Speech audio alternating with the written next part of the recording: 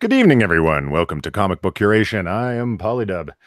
And as always, I am joined by Inquisitor 8.1. Say hi, Quiz. Hi, Quiz. And, of course, Jack. Hello. And we have two special guests tonight. ChaosEve, who's been here before. Hi there. And the one and only Jim Healis. Jim, how the hell are you? I'm doing very well, thank you. Well, great to hear. Great to hear. So we are doing a special stream tonight away from our normal time on Wednesdays because Jim's awesome and he decided to come by and do a one-off to talk about, what? I heard you got a comic of some sort that you're selling somewhere? Yeah, it's basically porn. Cool. From what I hear. Yeah. Sounds good to me. All jokes aside. You're the Yeah, boss, so, dude. yeah. Jim is the Blue Mamba. creator and director of creator and writer of Blue Mamba. And it's awesome and available. And find the links below already in the description if you want to take it down there. So what state of shipment would you say you're at now, Jim, in terms of fulfillment and delivery? From the Indiegogo, everyone that completed their backer kit survey has been shipped. Oh. And that leaves just a few people that either don't check their email, don't care, or don't want the book. And that's okay. You know, they'll either get their book eventually or they don't care. Yeah, so the Indiegogo is, I want to say it's pretty much done, with the last few stragglers that are out there. And we've moved on to a web store. So I set up the web store over the weekend and launched it on Sunday. So people can still get Blue Mamba with the remaining issues that I have left from the print run. Right. And all of the 11 by 17 prints that I had done of all of the cover art and supplemental art that I had with the book. So yeah. Yeah, I'd like to show you, you meaning chat and everyone watching, some of the sexier pages, but YouTube won't allow us because they're total prudes and Puritans. And I have a They censored will. version. Okay. I made a censored thumbnail as well. Would you like to see it, Jim? Sure.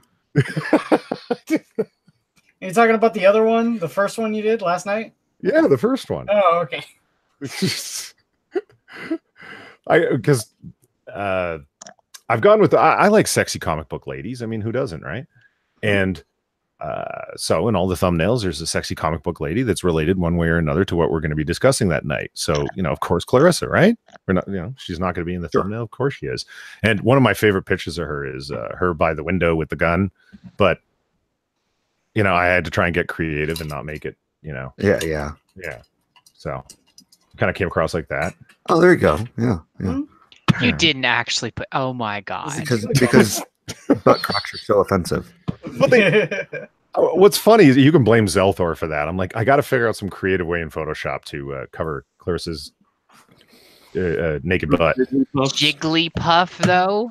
Well, it was what Zelthor said. I said I got to come up with something creative. And I was thinking like a shadow coming from one of the curtains. Why or did something. you ask Zelthor? Well, Think of the name of what that poker man is. It makes sense. I didn't know if Are you calling Clarissa fat? No. I'm just saying it's jiggly. what we did is this is the actual thumbnail for tonight. Oh, thank God.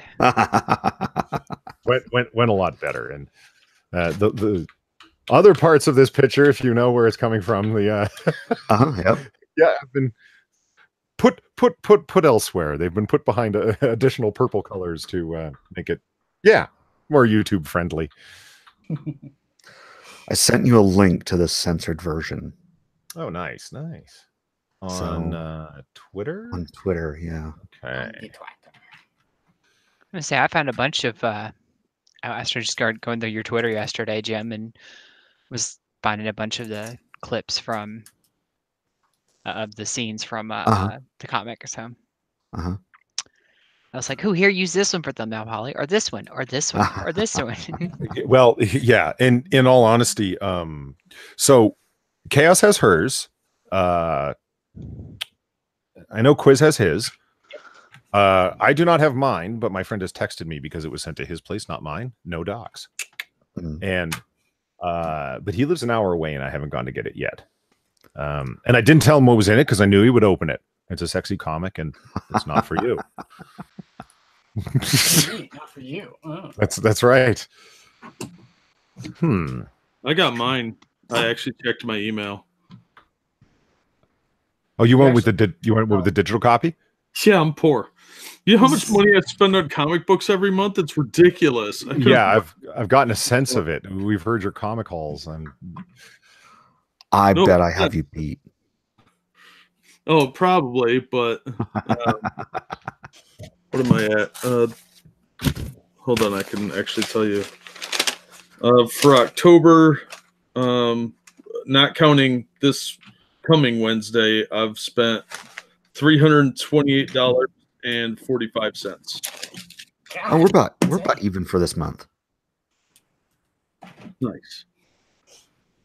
My low end, like if I'm not buying anything online, I just get my pull list each month or each week. I'm about a little over 225 a month.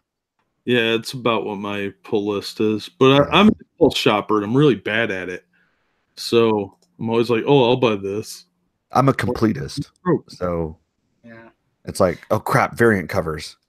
Oh, see, I don't go for variant covers, but I just don't go to the comic shop every week because the comic shop that I have my pull list on is like 4 or 5 towns away.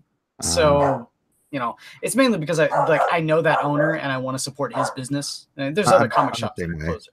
I'm the same way. Yeah. So I go months without picking up my pull list. I know I should probably go. I don't think I've been there like all summer. I think the last time I went was free comic book day. So. Hey, Polly, in the chat, I put in the link to his store. Could you add that to the description? Oh, yeah. Yeah, sure. I put it in chat a minute ago. This is specifically the merch store? Yeah. This is is that the Big Cartel store? Yeah. Yeah, okay. The webpage link on your Twitter. Yeah, because that's where you can get the comic and the prints and everything. And then there's also a crypto fashion store. Yeah, I just added that link. T-shirts. Yeah. Yeah. And I'm going to put it in the other chat here momentarily. Mamba merch store. Consider it added. So speaking of Blue Mamba, yes, I really, really dug the comic, Jim. I really liked it. But I do have questions. Shoot. I'm not sure if they'll be answered in other issues and to avoid spoilers. If they are, just tell me. I will divulge as much as I think needs to be divulged. Exactly. Yeah. Just tell me, clam up, no spoilers. Okay. So the organization that Clarissa works for, not the senator, but the actual organization, the one that sent her to investigate. Yeah. Is that like the NSA sort of thing, or DHS is DHS. what I set it up as. So, okay. So she investigates domestic terror incidents or domestic terror threats. And I hummed and hawed about, what agency I would have her working for, which is why it's not really specified in the book. Mm-hmm. But the more I got into research about it, the more I was like, yeah, DHS is what fits for what she's doing. So, okay. Yeah, makes a little bit more sense. I was just wondering because, they didn't, you didn't come right out and say exactly what organization, so I was left going like, is she working for like the CIA? Is she working for Homeland Security? Anonymous Alphabet Company. Gotcha. So, yeah, I don't know. I really dug that, but that was the one thing I was left going because it seemed like they didn't really care too much about her body count. Well, I got the impression the senator didn't care too much about the body count, yeah, as he long really as it didn't was care, cleaned up. Well, yeah. So the senator does and doesn't, and he alludes to that in the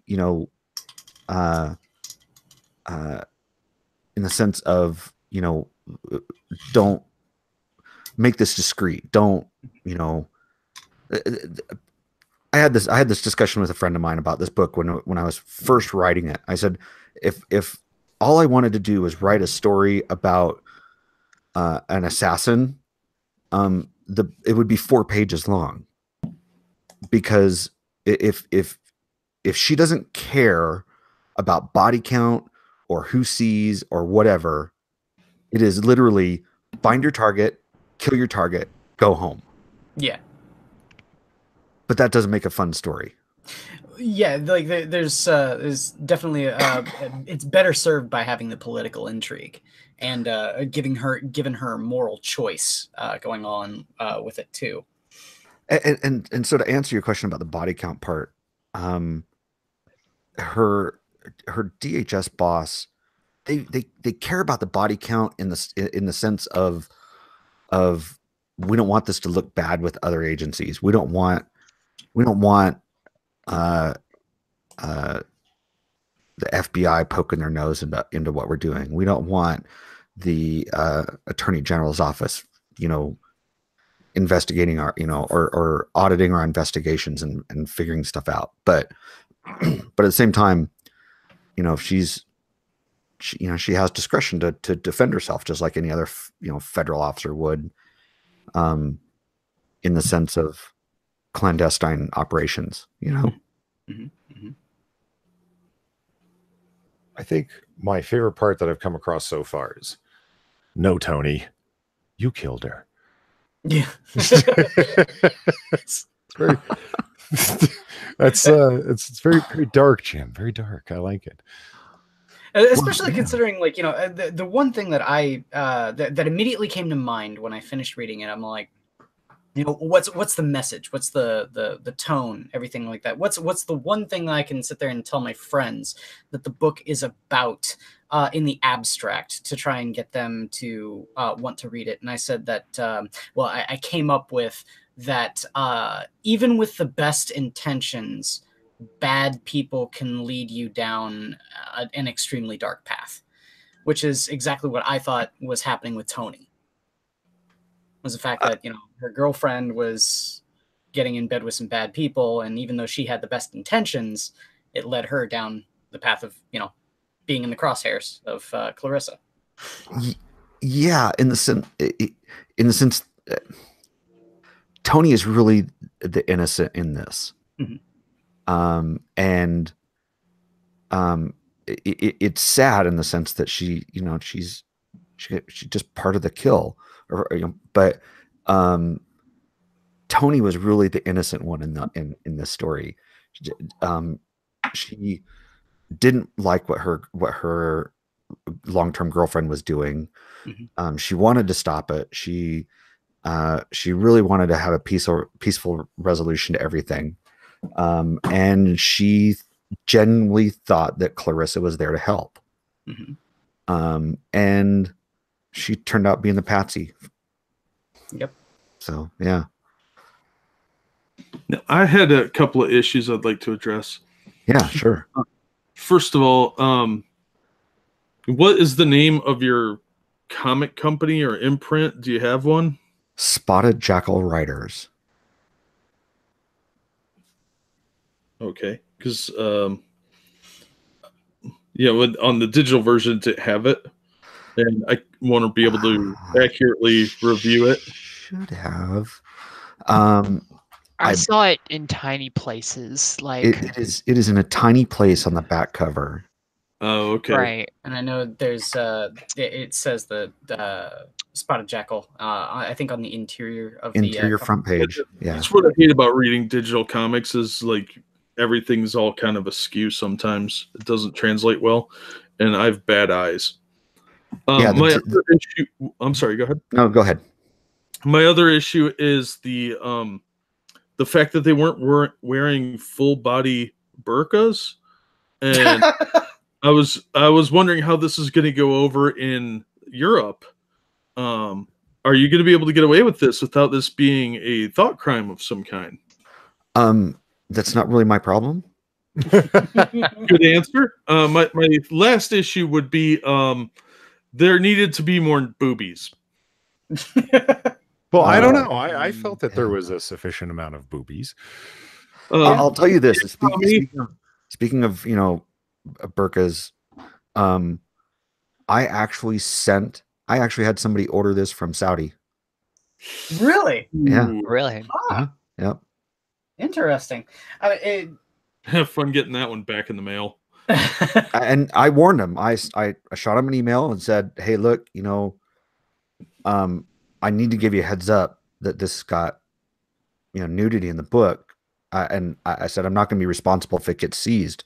Mm-hmm. And he says, as long as it just says comic books on the customs form, it'll get through. I'm like, all right, that's on you. Yeah, I figured it's the themes of it that would definitely not go over too well in Saudi Arabia, of all places. Yeah, I mean, security people in Saudi Arabia haven't been recently accused of working somebody over and causing their death or anything. That's unknown in Saudi Arabia. No. I am screen sharing parts of the PDF of it right now. I love that line. This ends tomorrow. Yeah. she lays down and thinks about it. Well, I mean, that's after she got in this horrible fight and got the crap kicked out of her. I'd be pissed too. Absolutely. I love that look on her face as she lays down, like, I'm gonna finish this. I want to know how she went home and explained those bruises to her wife. She fell down the stairs. Because you don't see that explanation later. When she gets home, it is actually days later. So she's had that's gone. Yeah. So most of the superficial stuff is gone. And you know, Clarissa goes off on, you know, training camps and stuff like that for her job all the time. And, you know, you can get a little rough and tumble when you're doing a training camp. By the way, I don't think they ever covered that in the book either. What does Echo think she does for a living? I know she knows that she goes on trips and stuff, but for those who don't know, Echo is the main character, Clarissa's wife. Yeah. For those not. Yeah. Yes. Echo knows that Clarissa works for this government agency as an investigator. That's it. Oh, okay. So pretty much what she does, roughly. Kind of. She doesn't know about the work she does for the senator. Assassinations. Yeah. She knows that she's an investigator, that she's been, you know, that her job, you know, takes her off to investigate domestic terror incidences and stuff like that. And that's the extent of it for Echo. I have a name for an organization I'd like to throw at you just off the top of my head. Uh-huh. Black Operations Obscurus Bacca Sanguinis. No. No, you didn't even consider it. As soon as you got the Obscurus, I tuned it out. You knew where I was going, didn't you? No, I don't even know where you went. I just. Oh no! If you use the initials, Black Operations Obscurus. It's the fun part. I thought it spelled. See, I even tuned out when you said it. Yeah, it's roughly translated as Black Operations, Bloody Pearl, obscured, but the initials of it would be boobs. Okay. Guys, no one's even listening anymore now. What's on screen? No one's even listening. What? There was words being said. You guys aren't fun today. What's up? So yes, it's a deep clandestine operations comic. It's actually a really, really interesting story and really, really interesting art. And Clarissa does what she needs to do, man. Oh yes, she does. She's not reaching up for a friendly choke there. That's a no. This bitch gonna die. I mean, what? They're seeing weird things in chat. I don't know what's going on, but I thought you had a nice mix of action and nudity in there. You really held my attention. It's the one thing is, yes, it's gratuitous, but at the same time, I don't think it's exploitative. No, it does. No, and I've had a, you know, comments go both ways, and I realize it comes down to personal taste. You know, what one person thinks is appropriate, another person thinks is excessive, and that's fine. You know, it's not that I don't care about those opinions. It's just that it's your opinion, and I appreciate it for its individuality. You know, but it's not. I'm not going to let it influence how I write the books. Yeah. No, and you shouldn't. It's your story. You're unless it was overwhelming. You know, like if everybody came back and said, "Oh my gosh, there was way too much nudity in this book," then I'd be like, "All right, okay, I get it."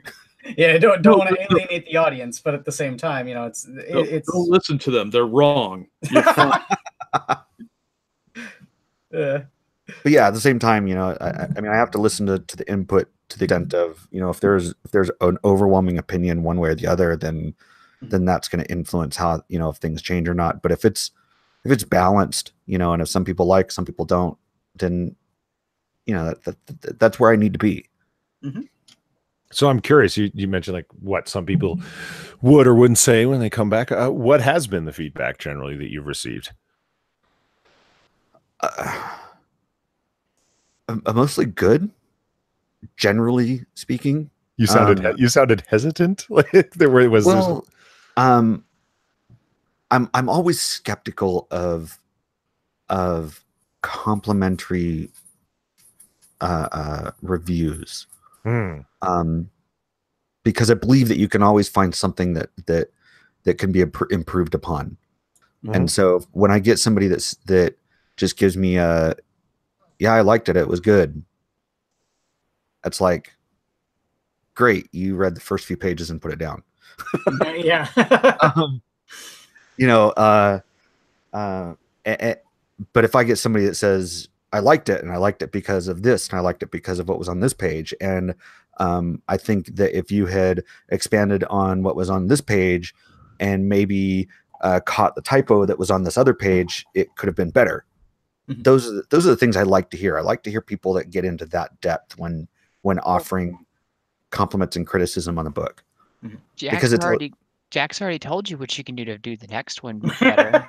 Yeah, I'm not gonna. More boobs. I'm sorry, but I think actually the next issue there are less boobs. But I think I forget. It's either issue 4 or 5. There will be boobs on almost every page. Seriously? I'm 4 or 5 then. I'm spacing on which issue it is at this point because it's been so long since I wrote it. But that takes place in a strip club. Nice. Big settings in a strip club. Yeah. Run by the Russian mafia, and all the strippers are transgenders. Okay. What? Yeah. Okay, so there's a little something for everyone. Yeah. Yes. So it's truly LGBT friendly. Nice. Yes, absolutely. Oh, okay. One of the things that I've found coming up, like, you know, on Ethan Van Sciver's stream and different Comicsgate streams, what have you, indie in general, people are, I had an idea for a comic book, and I had an idea for a comic book. Well, you obviously have one, and you brought it through to fruition, and congratulations, all the way done. What are those things, beyond the sheer amount of work, what are those things that people aren't thinking of when they're thinking of doing their own indie comic? I'm curious, because you don't really hear a lot of negative stuff other than the pain of packaging and shipping fulfillment, as it were. And it's like, no, I could get that. I've had to ship a lot of stuff, never as much as you have in this regard. But what are the little things? Because I don't hear those negativities come. Yeah. Promotion. Yeah. I remember hearing a lot about that when Jawbreakers is coming out. And then when Ethan started up Cyberfrog, was the fact that, your boy Zach would tell Ethan, like, you need to be on, you know, on YouTube every day promoting it, on Twitter every day promoting it. It's Yeah, just, I can imagine it's even more of a grind, you know. it is, and I it mean, gets really, really old about halfway through. Because And of repeating yourself, or because yeah, it just okay. yeah, because you feel like you feel like you're yelling into the wind, and it's the same message over and over and over again, to the point where at one point I got suspended on Twitter for spam. And For posting the same link in chats, or for tweeting the same thing over and over again several times a day.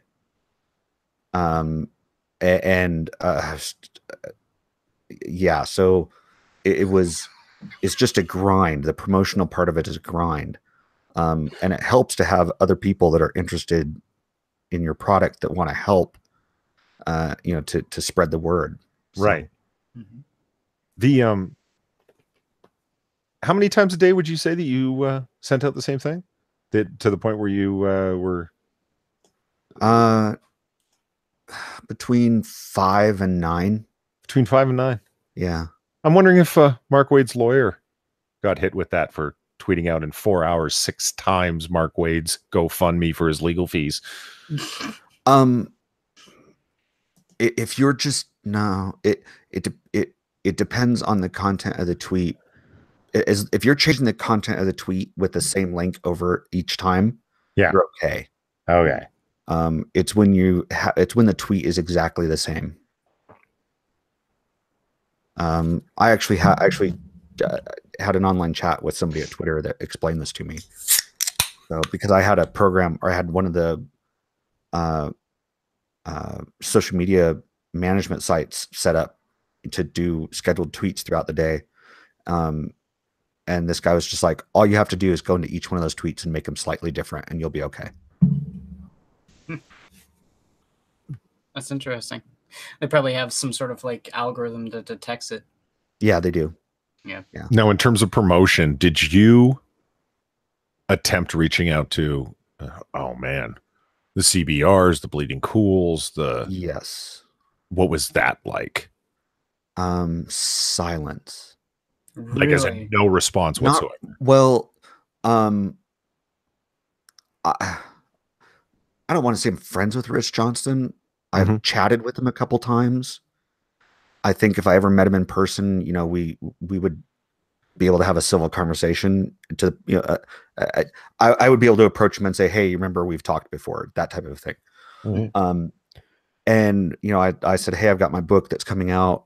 Would you guys be interested in reviewing it?" He forwarded me the email address of the guy that would review it. I sent it to him and never heard anything again.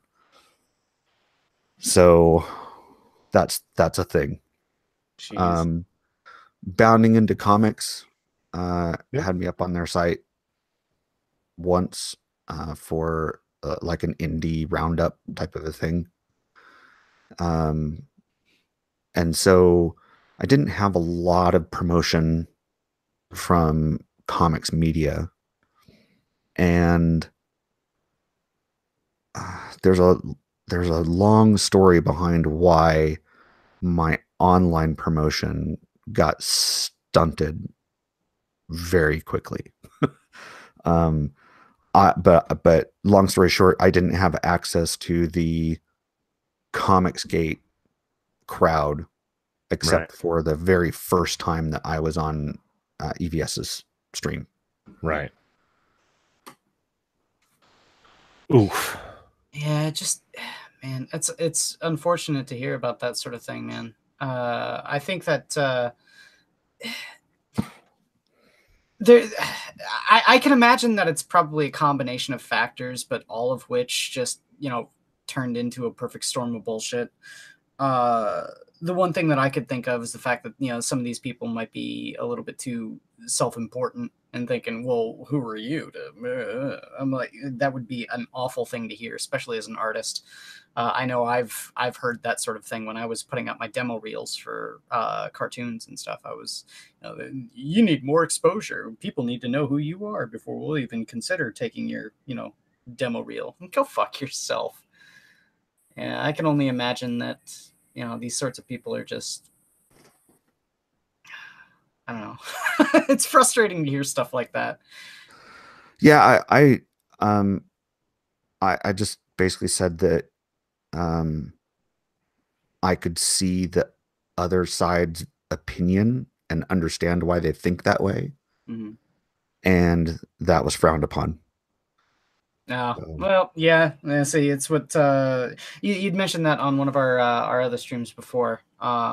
Yeah. And yeah, like, I don't know, man. There's just so many people that get too tribalistic with stuff like that, man. Like they get that you're either in our camp or you're not. I'm like, go fuck yourself, man. Yeah. And that's how I was starting to get, and so I just became the mindset of, you know, I'll keep your name out of my mouth because I know you're going to keep my name out of yours. Mm-hmm. So, and that's just how it ended up. Yeah. You know, and even with that, I still ended up with over 500 backers, and making $16,000 on Indiegogo. And interestingly enough, I got a few comments of, well, if you had just done a few more EVS streams, you probably could have done more than $50,000. And I'm like, oh man, if you only knew. Yeah. But that's the way it goes, you know. I'd like to think that we helped in some measure. So. Everybody has. I mean, just the, you know, being able to talk about the book and people sharing on Twitter, absolutely helped get the book promoted. And now that what I call the first wave of issue 1 is out there with all the Indiegogo backers, right? I'm hoping to see a second wave come through of people saying, hey, you know, I read this book, it's good. Hey, oh, by the way, it's still available, you can get it. Yeah, I know I'm definitely gonna recommend it to all of my personal friends that read comic books. And since I have I backed it at the 2-issue tier, I've got an extra issue I can actually lend out to friends to read.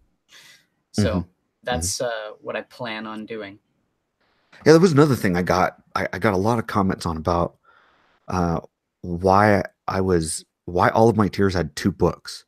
Mm-hmm. Because I didn't do the single book tier until about halfway through. Mm-hmm. And as someone who collects comics, I was like, well, it would only make sense if you're going to collect this, if you want to have this for, you know, to put away, you want one that you're never going to touch, and one that you're going to read. Sure. Exactly. You know, so yeah.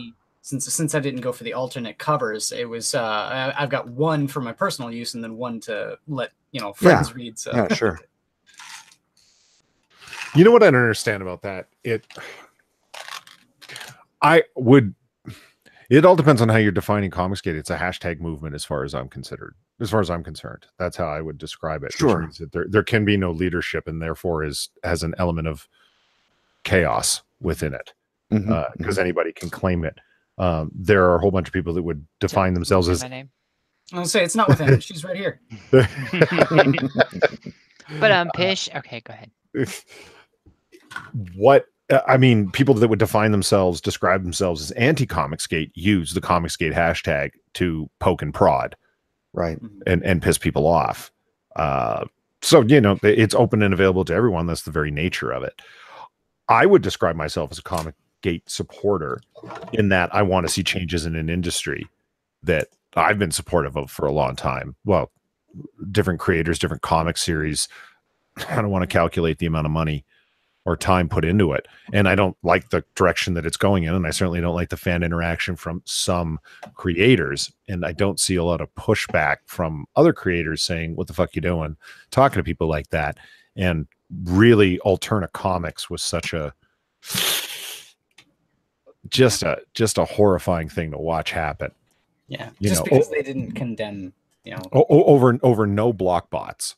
Yeah. Like, you know, really like, over that and not much else. And then it's a certain crew of people, and we've talked about that on the stream before. I don't know how I would so all that is a preamble to, I can't imagine somebody saying to me, you know, Paulie, what the fuck you doing? You had that Jim Healis guy on. I'd be like, yeah, and yeah. So it's like, well, don't you know he's not down for the cause? Say what? I would find that a very odd thing, and I would argue it out. And this is how I get myself in trouble. I had conversations on Discord with certain people that, that word tribalism is so bandied about, but it's accurate in a lot of ways. There are no principles to a tribe. Not often, like when we're using the term tribalism, we just mean I'm rolling with these guys no matter what. Yeah. And that gets ugly. And I found out recently certain people don't criticize them because they're not going to like it, and there's certain people don't extol them because there's others that are just not going to like it. It's best to just keep their name out of your mouth. Yep.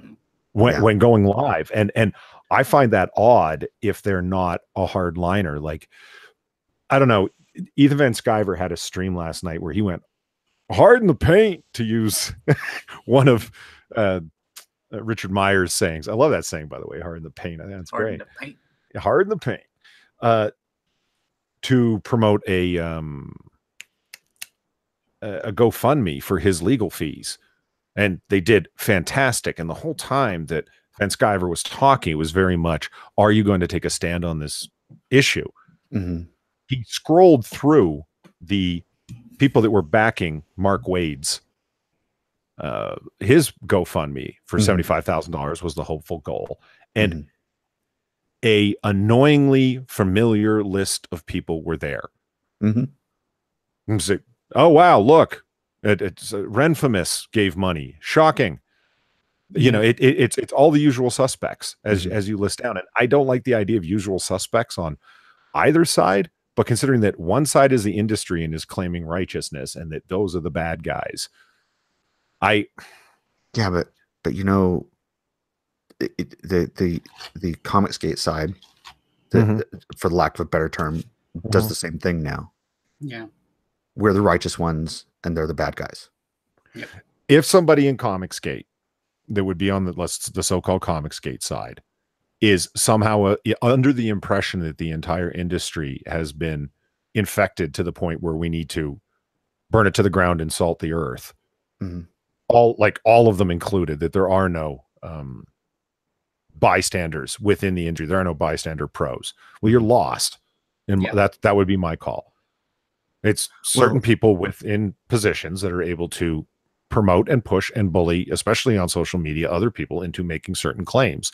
And people are looking to simply draw their comics, write their comics, ink their comics, and they're not really interested in the battle one way or another. I would say that would be the large part of the pros, because you don't see everybody donating to Wade. So you're correct. And and what you said applies to both sides. Yeah. Okay. And however, it is the vocal minority from both sides that are causing problems with the opposition. Okay. Yeah. And my crime, for lack of a better term, is saying that I understand why the other side sees one side the way they do, because of those vocal minority.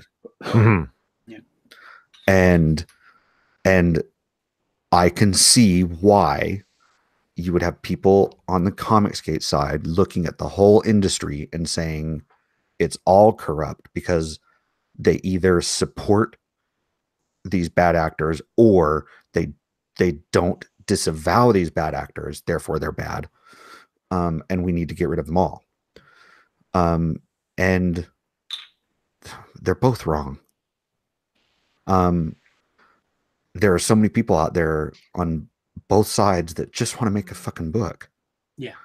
That just want to draw some art, that just want to write some stories, and they're tired of the arguments. I think it's not even that. I don't even think that there's just, Comicsgate and anti-Comicsgate. I think there's also a huge, just like to the point where it's just incalculable, large number of people that want no part of either. Wait, you're saying that there's a bunch of individuals out there? Yeah, I know, right? It's crazy. It's people crazy who think for themselves. But here's the thing. Blasphemy. Here's the thing: is we are so, as a society, we're so stuck in labeling things and grouping people together for ease of argument that people will people that do not support your cause or are not against your cause will reject the label simply because they want to stay out of the argument. Yeah. And the most current example, and that I consider the cringiest at this point, is at New York Comic Con. Someone approached one of my artists and said, "Are you Comicsgate?" And all that came out of my mouth was, "I'm sorry you had to deal with that." Yeah. That strikes me as funny because that's like, I don't know, 3 doors down from like, what block you from? Well, Yeah. not only You know that, what I mean? it sounds to me Wait. like, someone's trying to start a little fucking, little club. You Comicsgate? No, get the fuck out of here. It's like, whose side are you on? It's like, Yeah. what? Well, that's how this is where it's gotten to. Is What we that need is a question. gang sign we can represent with. That question No, has we need become, decoder rings. has become the beginning of an argument. Oh man. Yeah, see, Mustafa got it right. See, he can say it because I'm black. It's like, what's that you claim? No, yeah, exactly. It's just, who's your family? Yeah, Yeah. see. Okay, well, now that's ugly as fuck, and it's a little weird. And let me ask you this: would you have taken it differently if somebody had asked your artist, where do you fall on the Comicsgate thing? Yeah, I would have felt the same way. You would have felt the same way. Yeah. Is there any way that question could have been posed? No. Like this topic even raised? You think? Yeah.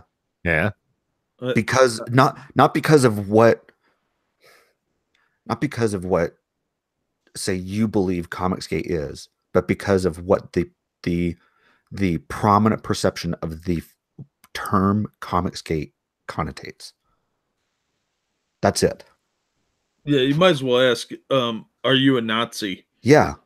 It's when have you stopped beating your wife? That sort of thing. I mean, walk up to somebody and say, "Hey, do you like Jews?" How do you answer that question? Okay. Yeah, You know? it's loaded. Let me ask you this then, and if you don't mind me, okay,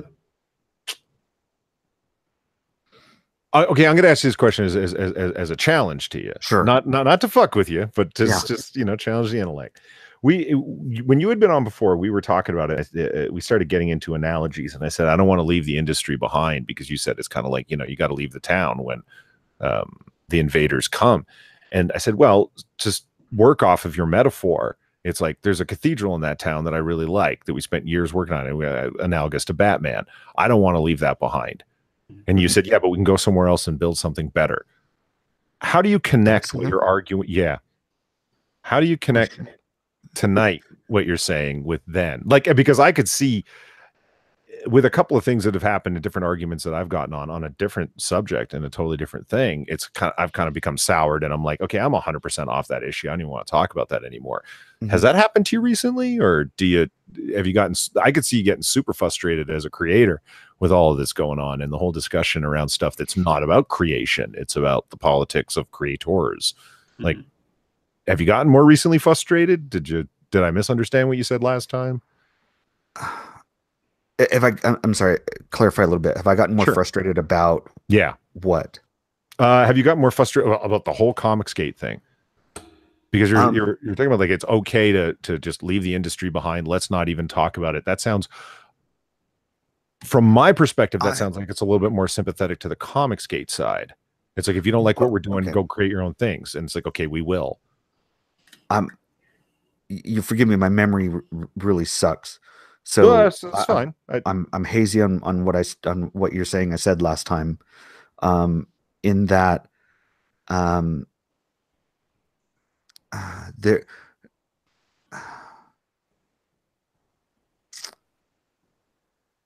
if somebody man, how can I put this? I don't believe that you need to torch the village as you leave, type of a thing. Okay.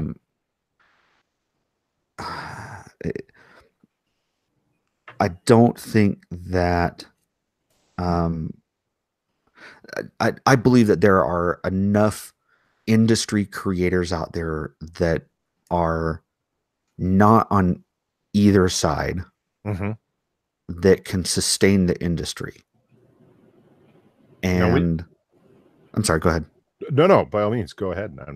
And those are the people that are going to remain on the industry side of things. You're going to see the ideologues. I think you're going to see the ideologues get frustrated and leave eventually. Well, and the ones that will sustain the ones that will provide the milk and toast, as it were, of industry comics are the ones that don't want to be on either side. Right. And from the Comicsgate movement,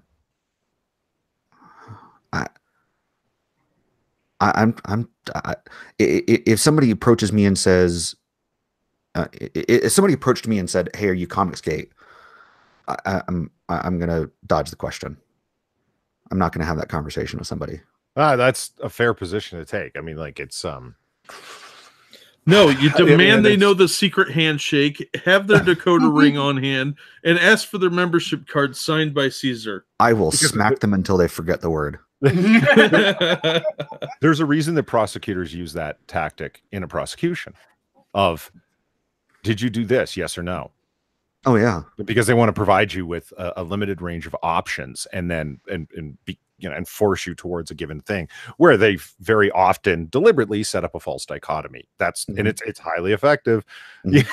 There's a reason that they do it. So I can understand wanting to sidestep the issue because it's just not what you're interested in. Now, but we did talk previously, and got a lot of channels have spent a lot of time talking about you described it would sustain the industry. A lot of people have described the industry as being unsustainable. And have crystal ball gazed and predicted the collapse of the industry within ever X number of years. And it's always a shockingly short number as far as I'm concerned. Yeah. Nostradamus, these people are not. Well, it's like, I can't see it lasting too much longer. If the claims that I understand to be true are as far gone as they are with the bottom line numbers and the places that IDW finds itself at, and they're not looking to financially restructure or get purchased or sell major IPs or sublet IPs, that kind of stuff. Yeah, it doesn't look like they're very long for this financial world, so to speak. But you're saying that there's enough people to sustain the industry. You mean the remnants after it collapses, or you don't think there will be a collapse? I mean artists and writers. I'm talking about creators. Marvel and DC aren't going away. Right. Okay. And when somebody says, who's the industry or who's the comic industry, Marvel, DC, and then the rest. And what are they? 82%, I think, of the share. The rest certainly can succumb to financial hardship. Marvel and DC have bigger pockets. Well, they also have the fact that there's a parent corporation behind. That's what I mean. See, yeah, that's what I mean. Disney is not going to let Marvel disappear. Yeah. Okay. But that's a reason that they can fuck up forever. But just why? In one of the things I listed was a restructuring. Because you mean creative restructuring or financial restructuring? Financial restructuring and just an overall business restructuring, which can often mean like we're going to eliminate these 3-4 positions and the lines of authority are no longer going to be the same, which means I can absolutely see. We'll just focus on Marvel for the moment because they seem to be their parent corporation is a little bit more transparent in how things work there. I can absolutely see Marvel's parent company stepping in and saying, you guys aren't doing things the way we like. We're gonna fix things. there's no financial restructuring there. I mean, you know, when Marvel as a subsidiary goes back to the parent corporation and says, "Hey, we need more money," then the parent corporation goes in and looks at why they need more money, maybe finds the problem that we all see and says, "If you want more money, then you're going to do this," which, you know, we're going to restructure your management. We're going to, your stories are going to be refocused on certain things, et cetera, et cetera. Or we're going to sell you and we're going to keep all of your IPs. Well, okay. And now you have Marvel with no properties. I have been a big studier of the collapse of Enron because it's a fascinating story in and of itself. And leaving aside that the parent corporation, i.e. Enron itself, collapsed, the games that they were playing with all of their various subsidiaries, EES, Enron Energy Services, and everything else, like those businesses were not doing well. And they were being propped up by the larger corporation with their massive stock. And when they came into, so this business isn't supplying money and it's simply a drain on the corporation's main resources. When they came in, it's like, we're going to put a new person in there. We're going to restructure your management. There's going to be no more money flowing in. You guys need to get lean and mean and focus on your core money-making potentials. Right.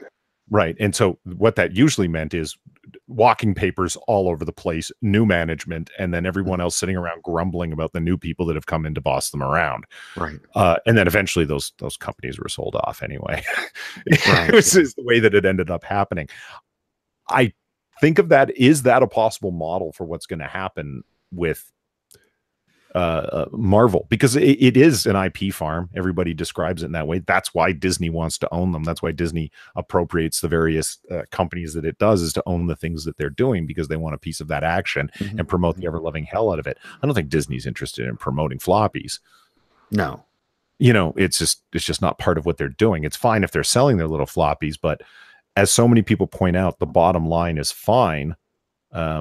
Unit shipped isn't as important as, well, we've raised the price, the cover price. We're able to sell constant number ones. That's the unsustainability that I referenced. Could that possibly go on for any longer than 2 or 3 years before a major restructuring occurs? No, I don't think so. I think that their financials are going to catch up to them eventually, and it's going to result in the management change that you're talking about. Which like you said, it leads to financials change in the sense that, you know, the parent company steps in and says, like you said, no more money's coming in, so figure it out, and here's your new management team. Right. Everyone that is attached to the existing management team likely have big enough egos to where they'll walk. And everyone that sticks around will be the people that are hungry, figuratively, and maybe even literally, and don't have allegiances to the existing management. I mean, just if take your top editors at Marvel, okay, and Disney comes in and says, you guys aren't cutting it, you're gone. If those editors go away, how many writers and artists are going to go with them on principle? I've been through a couple of restructurings, and what I've seen is usually the new management team comes in and just fires everybody from, like, they'd take in this case, the editor, the assistant editor, and maybe an associate editor. They'd all be gone, and anyone else remaining would be interviewed. And if they seem to have any allegiance whatsoever, they're gone too. Well, and because many of the creators that work in this industry are independent contractors, it's not like they'll get fired Yeah, just they don't have huge 401ks and retirement packages to pay out. You know what I mean? it's just Well, their book the- gets the- canceled and they don't get hired on for the next project. Yeah. Or you'll have a few people that will throw tantrums and leave because their favorite editor got canned. And I think that's where you're going to get rid of a lot of the ideologues. Yeah. You know who I feel bad for in this conversation? Eve. Eve. What's up, Eve? Well, poor girl's just sitting there and she's like, I just like the comics where the people are doing the interesting things. And it's like, yeah, I hear you. It's Well, So- that's the whole point of this conversation, though, is because we wanted to get back to that. We don't want to have these conversations about this insider club about who's going to stick around, who's going to leave. We don't want that. We want people to actually like the stuff that they're being put out, and it's become an overwhelming sort of thing that people just aren't liking those comics anymore. I just want to read comic books. So my point in all this is that the people that will, whatever you want to say, this reckoning happens in the big two. I think that the people that will stick around are the people that don't care about Comicsgate or anti-Comicsgate. Yeah. And they just want to write a story. They just want to draw some art. Yeah. And you're going to see a dwindling of the ideology in the books. Yeah. I'll say there's one person that immediately comes to mind when you mention that. I've been retweeting and liking a lot of his art on Twitter. If you follow me on Twitter, Inquisitor 8.1. No, sorry, Inquisitor 8 underscore 1. Your name's in the description. Your Yes, links. it is. The one guy I'm referring to is JL Giles. Amazing artist.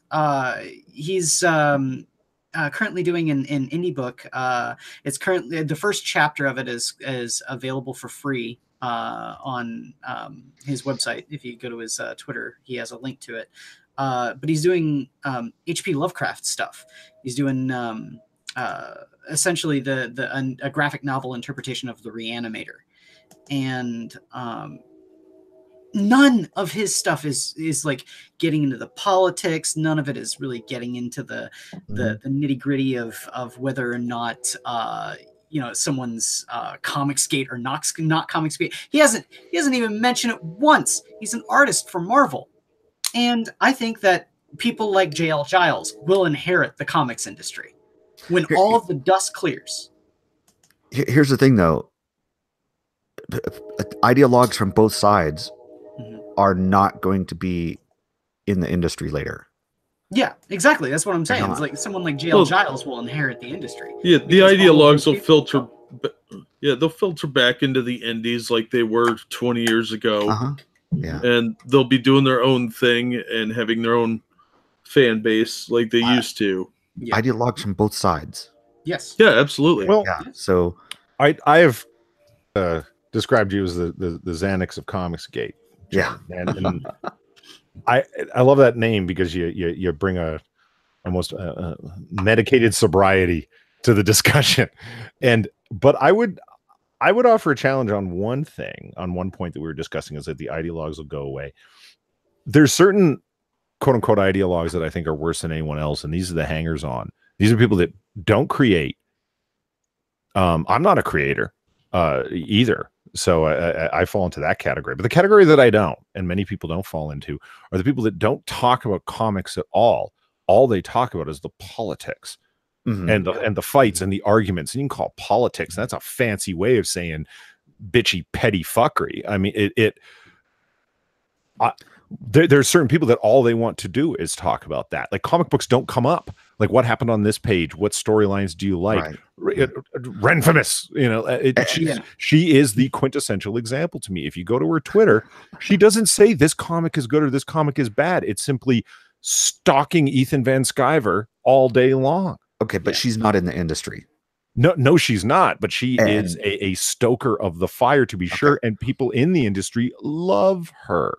And here this is what I'm. Let me clarify a little bit more. The artists that will remain are the ones that are not they're not the ideologues. Yeah. So a person like Renfamous is going to have no impact or influence on the people that remain, because the people that remain won't care. They're just there to write a story. They're just there to draw some pictures. Okay.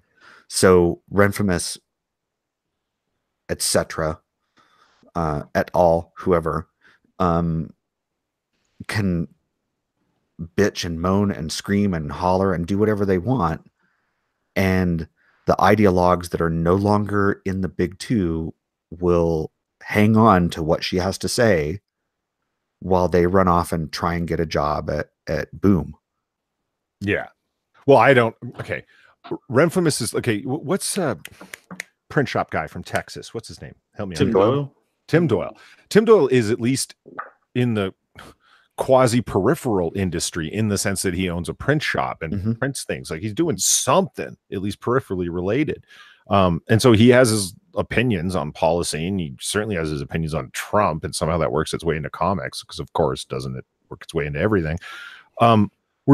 Renfamous is just like, it's just a new beef that she has. And there are people on both sides like that. Someone who's just looking for a fight, someone who doesn't buy comics, doesn't read comics, is only interested in the online drama, the Keemstars of the world, as it were. They don't have a horse in the race. And I don't think that Renfamous is going to be, she or others like her, Comicsgaters as well, are just going to find new things to bitch and complain about. They're going to have moved on before anybody even notices it. Yeah, that's fine. Do it. I don't care. Fine, it's preferable. But are these not the people that are making it so rancid right now? Are these not the people that are really stoking it to the point where, like, is EVS even really doing anything that bad comparatively? No comment. No comment.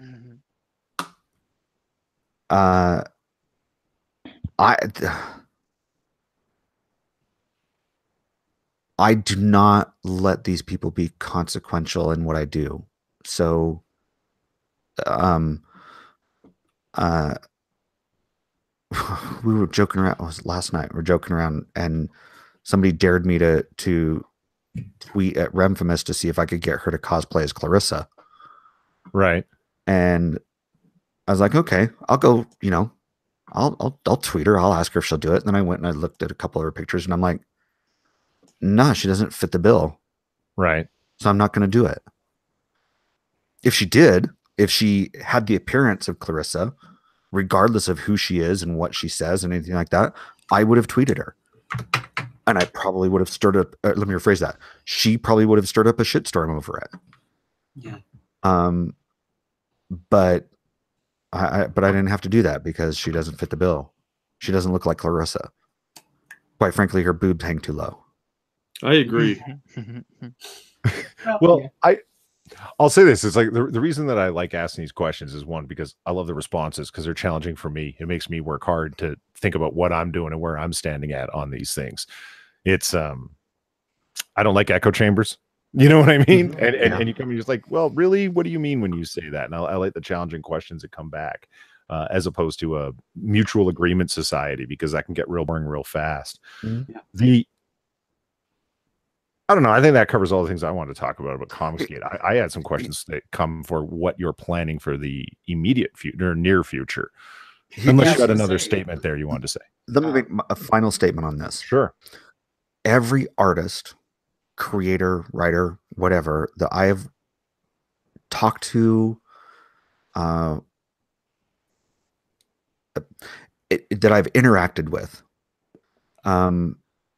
is of the opinion of they really don't care about Comicsgate. They think it's annoying. They think it's stupid, and they just wish it would go away. Now, does that, out of curiosity, just to clarify, that's Mouthy pros online and mouthy cocksuckers from their parents' basements, both? Yes. Okay. Yes. Because, and this is a conglomeration of opinions, because in the end, unless you are the writer, artist, editor, associate editor, editor-in-chief of some comics company, you have no decision on what stories are being made. Yeah. Okay. The decision you have is with your dollars. Yeah. Okay. And all of the bitching that you do online doesn't really amount to much. Your tweet is, like I was saying earlier, yelling into the wind. Or you're going to hit that one ideologue on the other side who just wants a fight, and nothing gets done and nothing changes. Mm-hmm. So everybody that I've interacted with is either ignores the question or acts naive when it comes up, because they just want to create. They don't want to deal with it. And I think that's the future of comics creators that we're going to have. A conversation I had with somebody just last night, and I made this point before, but I still find it immensely entertaining. You have diversity in comics. Mm-hmm. It's just a thorn in the side of certain people. And it strikes me as so funny that a guy who has no professional editing capabilities, no professional camera, his mic sucks, he's recording off of his phone, sitting in his car most of the time, flipping through a comic, making critical comments that a comic book fan would make. And yet this guy is considered a threat to the industry. So your response to that would be, it's only a threat to certain people that were going to be provoked by it anyway. Yes. Gotcha. Yes. Isn't it interesting, the amount of power that they afford this man then? Well, I think for the most part, the reason why it's such a big deal, that diversity in comics is affecting the people that he does, is because those people are holding positions of influence and notoriety, not the fact that they're the people that are actually making the most and the most liked books. I was going to say, I can count on my fingers the number of people that are the number of influential industry people that are pissed off about diversity in comics. Okay. Mm-hmm. That is a fraction of the creators in the industry. Yeah. Yeah, I think the phrase you're looking for is hypersensitive spastics. And it's very true. I mean, I think also to get doom and gloom for a second is the fact that these people are dragging some of the more neutral people down with them, given the fact that they're the ones that are tanking sales by pissing off their customers. That's probably a legitimate claim to make, but at the same time, they're the ones that are probably going to be on the chopping block first, or at least we can only hope. And when they're gone, then the people that actually want to create and want to be neutral about this sort of thing and don't really care about whether or not you're Comicsgate or not Comicsgate are going to be the people that inherit the industry, like I was saying before. Mm-hmm. Well, yeah. I think a lot of the people in the industry are just trying to do their job. And yes. They're going to say that they're anti-Comicsgate or pro-Comicsgate based on what their job entails, because they have to work with these people, regardless of which side the person they're working with that's complaining is on.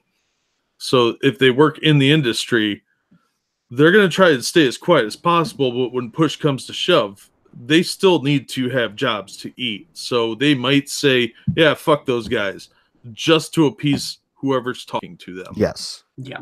And that's definitely a good point. I mean, we kind of saw that with Frank Cho the other month, I guess, when he was like, screw these guys. Did Frank Cho ever come out and clarify that statement? Did he say anything else? No, and he's not going to. Doesn't have to. Exactly. I think that because we don't know what's in Frank Cho's mind. all I'm like when Renfamous compiled me in the Frank Cho conspiracy theory hour, the only thing that we're going on is the fact that, you know, he had pushed back against censorship for his comic book covers, right? Mm-hmm. And so it seems a little bit out of character for him to condemn the people that are saying all we want is good quality control. Or at least, is it though? Is it really out of character? For the most part. I mean, because keep in mind and keep in mind of what he's been told about Comicsgate. Yeah. Okay. Yeah. Which is super key. Super key. That is true. Okay. Yeah, I get where you're coming from. And just like you said, he's out to protect his job, his creation. Okay. So fighting back against people censoring his covers is one thing, but stepping up to align yourself with a movement is something totally different, especially when you've been told that movement is X, Y, and Z. Yeah, it's all about hate. Yeah, and see, that's one, I think the most poignant point that you could make is the fact that how many people are actually doing the research, you know, actually looking into this sort of thing, and how many are just kind of going with what they're told. Very quick and easy way to figure that out is go on to Twitter, Facebook, and see how many people only read the headline to a story. Right. Yeah. And I'm sorry, Polly, you wanted to move on, and I sidetracked it back into this, so I say we move on. Yeah, and one of the main reasons I want to move on is that Quiz has another show to go do coming right up quick, and I've tried to keep my eye on the clock here. Yeah. Normally we do comic book pages, but he's leaving us to go do something more interesting. Truth be told, I've been painting this whole time, but that's okay. Motherfucker. I could hear you moving stuff around. I knew that's what you were doing. All I gotta say, man, Jim, I would love to have you on Minions too if you want, because you're a really damn good focus for me. I mean, I sit there and I listen to what you're saying. I'm on paint, and I'm just like, I can get lost. Just let me know. Just hit me up in DMs. So now all of your armored figures look like clowns because you were so focused on his deep meaning. No. Well, I was thinking we only showed like a couple of panels, and I was wondering if we wanted to go over like the cover arts and stuff that were. I would be happy to. One thing I wanted to avoid was pretty much showing the entire. We're not comic historian here. We're not. No. So I was wanting to do the cover arts because those are some of the ones that are the most. You know, cover arts always have a lot more detail and effort put into it than the actual pages. Indeed. So I thought that might be a good thing to show off without spoiling too much of what comes in the comic itself. We'd be able to talk about some of the artistic side of things at the same time. When are you launching issue 2? Yeah, that was going to be my next thing. Is do you have any plans for our follow up here? Way to steal my question to move on to another topic, guys. I'm really like I read it and I'm all like, it was really good, and then I dwelled on it a little bit more. I'm like, I really want to read issue 2 now. I mean, it comes down to money. Plain and simple. The faster I can sell what I've got left, the faster I can get the art started on issue 2. So we need to whore out issue 1 so we can find out what happens in issue 2. Yep. I need to get all of the rest of this sold, and we can move on. Presenting right now is the cover proper, of Blue Mamba. Now, I know that a lot of creators, when they're doing indie works, they call it the premiere issue versus issue number 1, this is absolutely issue number 1 all the way. Yes. Okay. Yeah. Another question I want to ask. You said that around issue 6 is going to be pure titties because of what's going on in that issue. So four. Yeah. You were not. Did you write with the prestige bookshelf edition in mind in terms of the plotting and the pacing, or did you? No, you wrote with floppies in mind. I wrote with floppies in mind. Nice. Yeah. Very old school of you. I like it. Yeah. So when we get to the trade, it will just be a collection of floppies. Nice. Very classic. And there's something. There's something particularly annoying, like without a beginning, middle, end of it's. I get why they're doing it. Writers are being asked to do this, and so they're doing what they need to do, and trying to work in different page counts You know, I get it. They're up against a wall, but there's something awesome about having one comic that really does tell a beginning, middle, and end of one part of a larger story, as opposed to pieces as they progress. Sure. Yeah. Let me see here. So this we've got right here is a main cover. This is Ale Garza. And this was really the, you know, classic spy novel cover. Hell yeah. You know. And I've got the rest of the cover art over here if you want me to share. Yeah. I will present you. So what I've got up right now is the back cover art.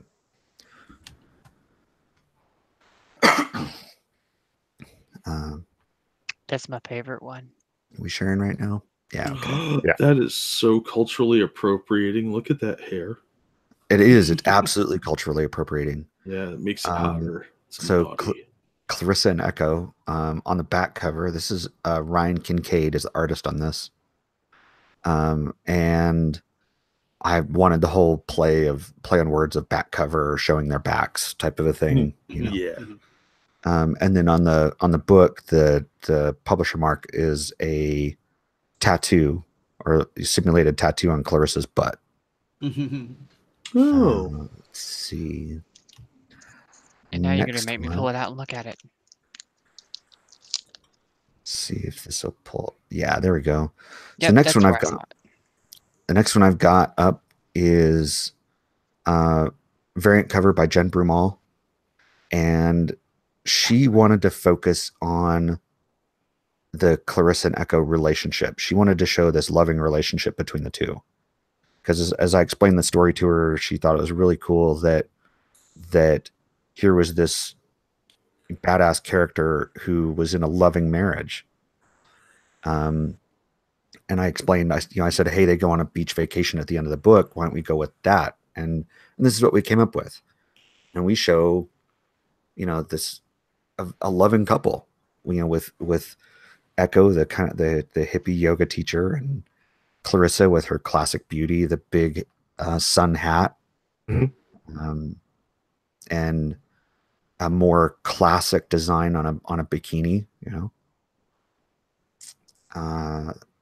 The next one I've got up here is covered by Mike DeBalfo, and I wanted him to do Echo, right. You know, and he liked the idea of finally drawing a character that's not a superhero.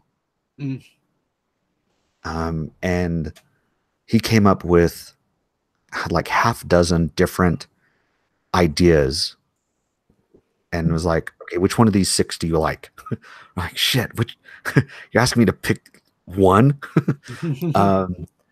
And we went with this, you know, so we've got her on the chair, and we both agreed that Echo is the type of personality that would drag this antique chair into the middle of a field just for a photograph. Yeah. And what have I got next? That's the classic cover. And then we've got this, which is going to, you know, flag your stream now. Thanks, buddy. You're welcome. It's age restricted now. Thankfully, we can't see anything behind those hams. Everybody just hold your finger over her butt. You know, fortunately, and you'll be able to see there's the crack. actually nothing really showing. So, Yeah, I'm disappointed too. this cover by Marat Michaels, he did this. Edited. He was given some information on the story and just went to town. And this is the best-selling cover. You think? Yeah. Well, it's beyond how incredibly sexy it is. And I like the bold choice of putting the Pokemon there. That was I know, isn't it? Just right on top. And then we'll move on to the last cover. All right then. Because and you guys probably know this now, because Atomic Blonde is one of my favorite movies, and it fits the character of Blue Mamba so well. I had an homage cover done, and we went with the movie poster style, with one of the a variation on one of the classic outfits that is worn in the movie, and this is what we got. We got this movie poster look. Yeah, not gonna lie, I think that one's my favorite. I was just supposed to say, I like Clarissa by moonlight with a gun, that in her natural form is sexy as hell, but this is my favorite one because it's just it is done like a movie poster, and she does look super sexy and super competent at the same time, and what a great combo. You know what I mean? It's Oh, and this is Sora Sung did this homage cover, so yeah, I want to make sure I say her name because Sora was the first professional artist that I developed a relationship with, and I told her on the first day I met her, I said, I'm going to have you draw a cover for a comic book I'm going to write. So, and then I'm going to show you this. This was supplemental art. This is a limited print drawn by Ali Garza, and I just wanted to have, Clarissa with pistol out, and Echo kind of like hiding behind her a little bit, kind of surprised and afraid, right. And it just works. As much as I love the stylized one of sort of just the outline of Clarissa with the smoking gun that I used for the actual thumbnail for this, I wish I had access to the second last one you showed, the movie poster, because I probably would have went with that. Because it's just I thought you wanted cheesecake. I saw that one in I do things. I do love cheesecake, but I'm a big fan of 40s and 50s films. I'm a fan of noir. I'm a fan of femme fatales, and that just sexy and competent are a hell of a combination in a woman, man. Let me tell you, that's and a touch of lethal. Clarissa's not a touch of lethal though. But you can't tell that from the picture. She only has to touch the trigger. So fucking freight train of lethal. Well, I was gonna say the one scene in particular that brings to mind about her being lethal is when she jams that stiletto right up through the guy's head. I was about to say, stabbing right up through the bottom of the jaw, and let's let the audience go buy the book. No, well, these are all enticements and inducements to go by the book. Exactly. So we are going to wrap up. So in the last final questions, question, where does that kind of leave you right now? Just finance in terms of the issue number 2 and on? Yes. Okay. Yeah. So the goal for all of this was, I financed issue 1 out of my own pocket. And if issue 2, if issue 1 made enough money to pay me back, then I would finance issue 2 and keep doing that cycle till we get to the trade where I would expect to make a profit.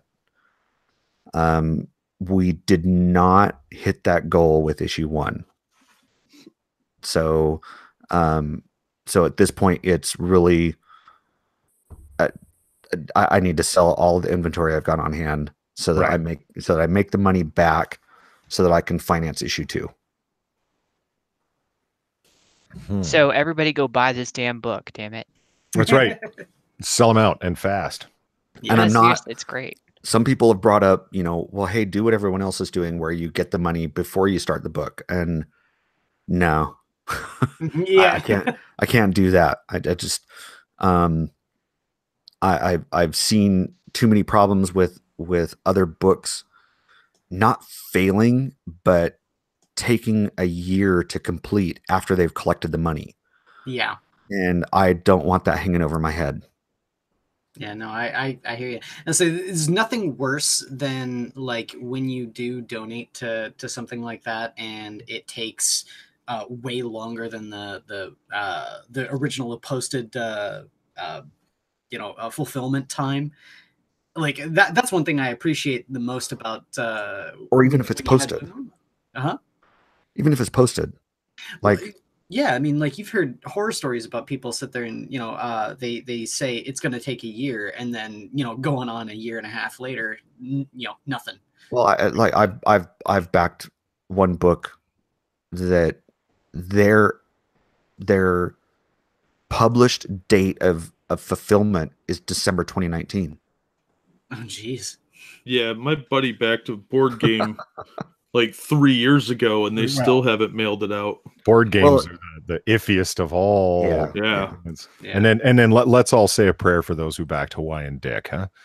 I was gonna say, what about all those that backed Zoe Quinn's game? Yeah. So I won't start crowdfunding for issue 2 until I can personally finance it, until the artwork is mostly done, until I know that on the day that the crowdfunding closes, we can go to print. So that's my measure of success. So the more I sell of what I've got sitting around me here in the basement, the faster I can get there. Oh, something somebody wanted me to ask you by DMs and I forgot. Yeah. Any interest in novelizations of stories that you had of Clarissa? I would have to readjust my writing style to do a novelization. I'm not saying it's out of the question. Mm-hmm. Because she considered she bought it and considered it a really interesting character. I don't know. She hit me up on Twitter and said, I would love to read novels. Like this could be like it's not like a female James Bond. It is its own thing in its own world. And I think this could work really well for novels. And I was like, okay, I'll ask Jim. I've considered it. Okay. I have considered it. Here's my dilemma is, I come from a journalistic background of writing. Okay. So very facts oriented, very to the point storytelling, even in feature pieces as very to the point storytelling. Right. And when it comes to entertainment, I'm a movie person.